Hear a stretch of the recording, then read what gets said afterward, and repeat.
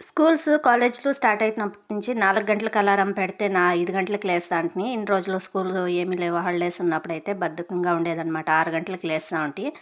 ఇప్పుడైతే 4 గంటలకు అలారం పెట్టుకుంటాను. 5 గంటలకు లేస్తాననమాట. ఇంక లేసి నేను కాళ్ళు, చేతులు, మొఖం కడుక్కుంటాను.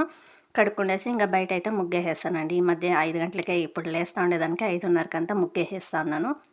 వేసేసి ఇంక వంటింట్లోకొచ్చేస్తాను. వంటిల్లు ఏమంటే నైటే క్లీన్ చేసి పెట్టుకునేస్తాను కాబట్టి గ్యాస్ కడిగేస్తా, సామాన్లు, పాత్రలన్నీ కడిగేసి షింక్ కూడా పొద్దున్నే లేసేపటికే ఫ్రీగా ఉంటుంది కాబట్టి ఇంక ఫ్రెష్ అప్ అయిపోయి వంటైతే చేసేస్తున్నానండి. ఫస్ట్ అయితే వంట చేసేస్తా.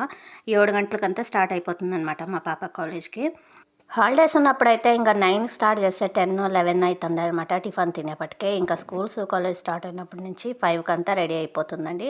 ఇంకా 7, 8 అనేపటికే నాకు కూడా ఆకలేసేస్తుందండి. టిఫిన్ బిర్యానీ అయిపోతే ఆకలి ఎందుకో బిర్యానీ అయిపోతుందనమాట.